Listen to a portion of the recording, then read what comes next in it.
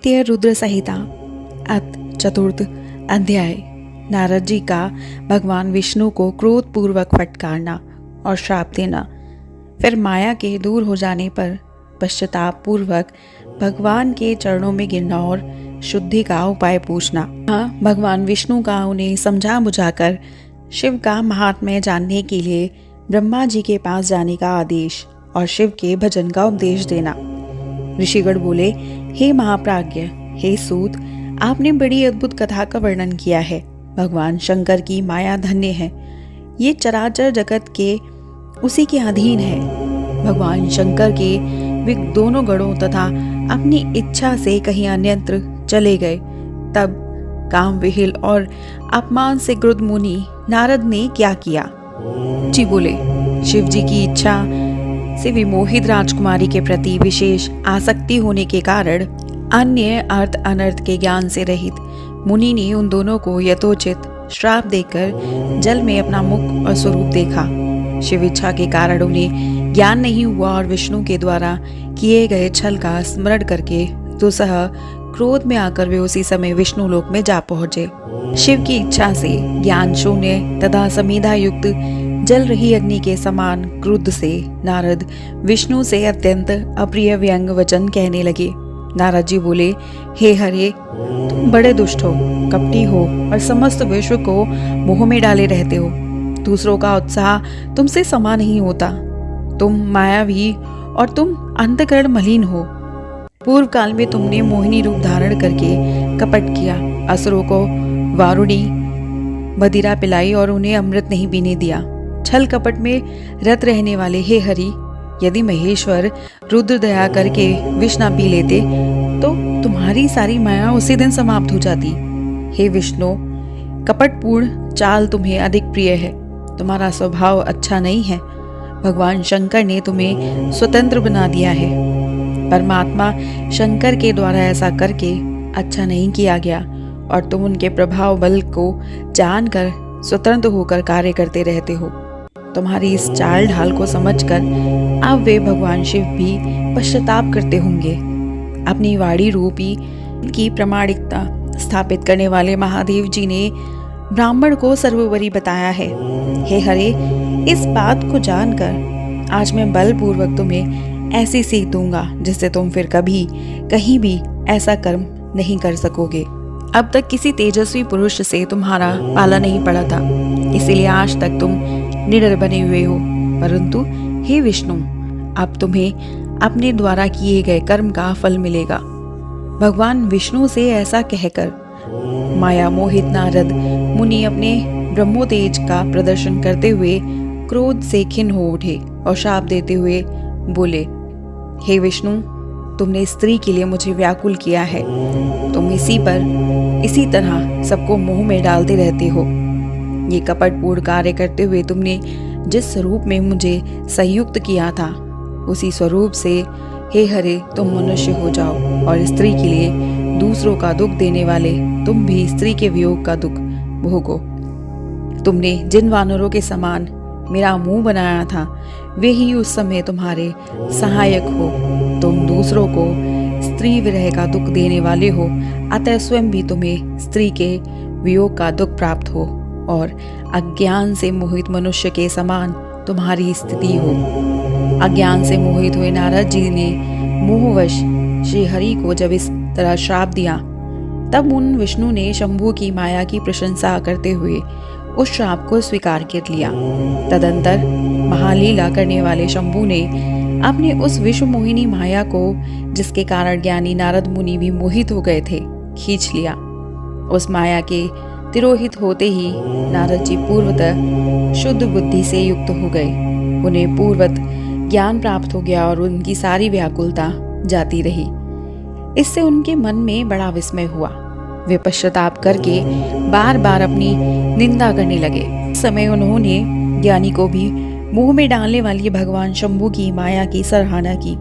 तदंतर ये जानकर कि माया के कारण ही मैं भ्रम में पड़ गया था, वह शिरोमणि नारद जी भगवान विष्णु के चरणों में गिर पड़े। श्री हरि ने उन्हें उठाकर खड़ा कर दिया। उस समय अपनी दुर्बुद्धि नष्ट हो जाने के कारण वे बोले, माया से मोहित होने के कारण मेरी बुद्धि बिगड़ गई थी, इसलिए मैंने आपके प्रति बहुत दुर्वचन कहे हैं। हे नाथ, मैंने आपको श्राप तक दे दिया। हे प्रभु, उस श्राप को आप मिथ्या कर दीजिए। हाय, मैंने बहुत बड़ा पाप किया है, अब मैं निश्चय ही नरक में पड़ूंगा। हे हरे, मैं आपका दास हूँ, अतः बताइए मैं कौन सा उपाय प्रायश्चित करूं जिससे मेरा पाप समूह नष्ट हो जाए और मुझे नरक में ना गिरना पड़े। ऐसा कहकर शुद्ध बुद्धि वाले मुनि शिरोमणि नारद जी पुनः भक्तिभाव से भगवान विष्णु के चरणों में गिर पड़े। उस समय उन्हें बड़ा पश्चाताप हो रहा था। तब श्री विष्णु उन्हें उठाकर मधुर वाणी से कहने लगे। विष्णु जी बोले, हे तात, खेद मत कीजिए, आप मेरे श्रेष्ठ भक्त हैं, इसमें संशय नहीं है। मैं आपको एक बात बताता हूँ, सुनिए, उससे निश्चय ही आपका परम हित होगा। आपको नरक में नहीं जाना पड़ेगा। भगवान शिव आपका कल्याण करेंगे। आपने मद में मोहित होकर जो भगवान शिव की बात नहीं मानी थी, उसकी अवहेलना कर दी थी, उसी अपराध का ऐसा फल भगवान शिव ने आपको दिया है, क्योंकि वे ही कर्म फल के दाता हैं। आप अपने मन में दृढ़ निश्चय कर लीजिए कि भगवान शिव की इच्छा से ही ये सब कुछ हुआ है। सबके स्वामी परमेश्वर शंकर ही गर्व को दूर करने वाले हैं, ही परब्रह्मा है, परमात्मा है। उन्हीं का सच्चिदानंद रूप से बोध होता है। वे निर्गुण है, निर्विकार है और सत्व है। रज तथा तम इन्हीं गुणों से परे है। वे ही अपनी माया को लेकर ब्रह्मा, विष्णु और महेश इन तीनों रूपों में प्रकट होते हैं। निर्गुण और सगुण वो ही है। निर्गुण अवस्था में उन्हीं का नाम शिव है। वही परमात्मा, महेश्वर, परब्रह्मा, अविनाशी, अनंत और महादेव आदि नामों से कहे जाते हैं। उन्हीं की सेवा से ब्रह्मा जी जगत के सृष्टा हुए हैं। मैं तीनों लोगों का पालन करता हूँ और वे स्वयं ही रुद्र रूप से सबका संहार करते हैं। वे शिव स्वरूप से सबके साक्षी हैं, माया से भिन्न और निर्गुण हैं। स्वतंत्र होने के कारण वे अपनी इच्छा के अनुसार चलते हैं। उनका विहार, आचार, व्यवहार उत्तम है और वे भक्तों पर दया करने वाले हैं। हे नारद मुनि, मैं आपको एक सुंदर उपाय बताता हूँ जो सुखद, समस्त पापों का नाश करने वाला और सदा भोग एवं मोक्ष देने वाला है। आप उसे सुनिए। अपने समस्त संशयों को त्याग कर आप भगवान शंकर के श्रेयस का ज्ञान कीजिए और सदा अनन्य भाव से शिव के शतनाम स्तोत्र का पाठ कीजिए, जिसका पाठ करने से आपके समस्त पाप शीघ्र ही नष्ट हो जाएंगे। इस प्रकार नारद से कहकर दयालु भगवान विष्णु ने उन्हें पुनः कहा, हे मुने, आप शोक ना करें। आपने तो कुछ किया ही नहीं है। ये तो सब भगवान शंकर ने अपनी इच्छा से किया है, इसमें शंका नहीं है। उन्होंने ही आपकी दिव्य बुद्धि का हरण कर लिया था। उन्होंने ही आपको काम का कष्ट भी दिया था और उन्हीं भगवान शंकर ने आपके मुख से मुझे शाप भी दिलाया है। इस प्रकार उन्होंने संसार में अपने चरित्र को स्वयं प्रकट किया है। इसमें अन्य किसी का दोष नहीं है। वे मृत्यु को जीतने वाले, काल के भी काल, भक्तों का उद्धार करने में तत्पर रहने वाले हैं। मुझे शिव के समान अन्य कोई प्रिय नहीं है। वे ही मेरे स्वामी हैं और सुख और शक्ति देने वाले हैं। वे महेश्वर ही मेरे सब कुछ हैं। हे मुने, आप उन्हीं की उपासना करें, सदैव उन्हीं का भजन करें, उन्हीं के यश का श्रवण और गान करें तथा नित्य उन्हीं की अर्चना करें। हे मुने, जो शरीर, मन तथा वाणी से शंकर को प्राप्त कर लेता है वही पंडित है, ऐसा जानना चाहिए और वही जीवन मुक्त कहा जाता है। शिव नाम रूपी इस दवाग्नि से महापातक रूपी पर्वत अनायास ही जलकर भस्म हो जाते हैं। ये पूर्णतः सत्य है, इसमें संदेह नहीं है। संसार में पापों के मूलभूत जितने भी प्रकार के दुख हैं वे सर्वथा मात्र शिव पूजन से ही नष्ट हो जाते हैं। अन्य उपाय से उनका नाश संभव नहीं है। हे मुने, वही वैदिक है, वही पुण्यात्मा है, वही धन्य है और वही बुद्धिमान है, जो सदा शरीर, वाणी और मन में भगवान शंकर की शरण में चला जाता है। जिनके विविध प्रकार के धर्म कृत्य तत्काल फलोन्मुख होते हैं, उनका पूर्ण विश्वास त्रिपुर के विनाशक शिव में होता है।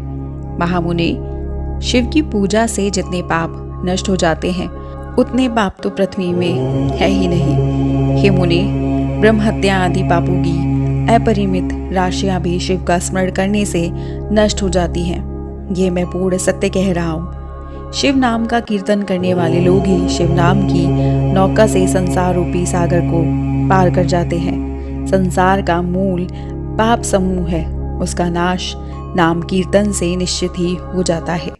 हे महामुनि, शिव नाम रूपी कुठार से संसार के मूलभूत पापों का नाश अवश्य हो जाता है।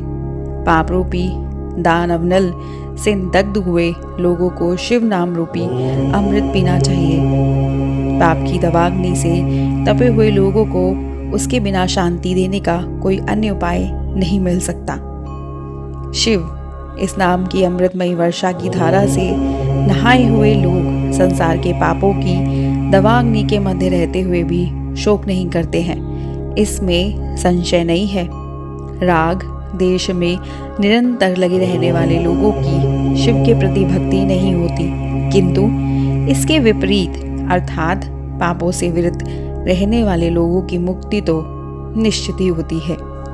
जिसने अनंत जन्मों में अपनी तपस्या से शरीर को जलाया है, उसी की भक्ति भवानी प्राणवल्लभ शिव के लिए संभव है। भगवान शिव के प्रति अन्यता पूर्वक की गई शिव नाम भक्ति के अतिरिक्त अन्य साधारण भक्ति व्यर्थ हो जाती है। भगवान शिव के प्रति जिसकी भक्ति एकनिष्ठ तथा साधारण होती है, उसको भी मोक्ष प्राप्त होता है। अन्य के लिए वह सुलभ नहीं है, ऐसा मेरा विश्वास है। अनंत पाप करने के पश्चात भी यदि प्राणी भगवान शंकर में भक्ति करने लगता है, तो वह सभी पापों से निर्मुक्त हो जाता है, इसमें संदेह नहीं है। जिस प्रकार वन में दावाग्नि से वृक्ष जलकर भस्म हो जाते हैं, उसी प्रकार शिव भक्तों के पाप भी शिव भक्ति के प्रभाव से नष्ट हो जाते हैं। जो मनुष्य नित्य अपने शरीर को भस्म से पवित्र कर शिव की पूजा में लगा रहता है, वह महान कष्ट देने वाले संसार रूपी अपार सागर को निश्चित ही पार कर जाता है। ब्राह्मणों का धन हरण करके और बहुत से ब्राह्मणों की हत्या करके भी जो मनुष्य विरूपाक्ष भगवान शिव की सेवा में लगा रहता है, उसे धन उन पापों से लिप्त नहीं होना पड़ता।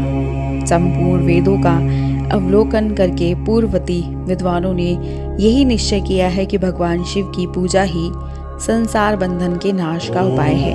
हे महामुने, आज से यत्नपूर्वक सावधान रहकर विधि विधान के साथ भक्ति भाव से नित्य जगदम्बा पार्वती सहित महेश्वर सदाशिव का भजन कीजिए। पैर से लेकर सिर तक भस्म का लेपन करके सम्यक रूप से आदर पूर्वक सभी श्रुतियों से सुने गए षडाक्षर शैव मंत्र ओम नमः शिवाय का जप कीजिए। प्रयत्न पूर्वक बताए गए नियम अनुसार भगवान शिव के लिए प्रिय रुद्राक्ष को धारण करके अत्यंत सद्भक्ति से ही सविधि मंत्र का जाप करना चाहिए। नित्य शिव की ही कथा सुनिए और कहिए। अत्यंत यत्न करके बारंबार शिव भक्तों का पूजन कीजिए। प्रमाद से रहित होकर सदा एकमात्र शिव की शरण में रहिए, क्योंकि शिव के पूजन से ही निरंतर आनंद प्राप्त होता रहता है। हे मुनि श्रेष्ठ, अपने हृदय में भगवान शिव के उज्जवल चरणार बिंदुओं की स्थापना करके पहले शिव के तीर्थों में विचरण कीजिए। हे मुने, इस प्रकार परमात्मा शंकर के अनुपम महात्म्य का दर्शन करते हुए अंत में आनंदवन काशी जाइए। वहाँ वह स्थान शिव को बहुत ही प्रिय है। वहाँ विश्वनाथ जी का दर्शन करके भक्ति पूर्वक उनकी पूजा कीजिए। विशेषतः उनकी स्तुति वंदना करके आप निर्विकल्प संशय रहित हो जाएंगे। हे मुने, इसके बाद आपको मेरी आज्ञा से भक्ति पूर्वक अपने मनोरथ की सिद्धि के लिए निश्चय ही ब्रह्मलोक में जाना चाहिए। हे मुने, वहाँ अपने पिता ब्रह्मा जी की विशेष रूप से स्तुति वंदना करके आपको प्रसन्नतापूर्ण हृदय में बारंबार शिव महिमा के विषय में प्रश्न करना चाहिए। ब्रह्मा जी शिव भक्तों में श्रेष्ठ हैं। वे आपको अत्यंत प्रसन्नता के साथ भगवान शंकर का महात्म्य और शतनाम स्तोत्र सुनाएंगे। हे मुने, आज से आप शिव आराधना में तत्पर रहने वाले शिव भक्त हो जाइए और विशेष रूप से मोक्ष के भागी बनिए। भगवान शिव आपका कल्याण करेंगे। इस प्रकार प्रसन्न चित्त हुए भगवान विष्णु नारद मुनि को प्रेम पूर्वक उपदेश देकर शिव जी का स्मरण वंदन और स्तवन करके वहां से अंतर्ध्यान हो गए। इस प्रकार श्री शिव महापुराण के अंतर्गत द्वितीय रुद्र संहिता के प्रथम खंड में नारद विष्णु उपदेश वर्णन नामक चतुर्थ अध्याय पूर्ण हुआ। अगला अध्याय है नारद जी का शिव तीर्थों में भ्रमण, शिवगढ़ों को शाप द्वार की बात बताना तथा ब्रह्मलोक में जाकर ब्रह्मा जी से शिव तत्व के विषय में प्रश्न करना, जो कि 5वां अध्याय है।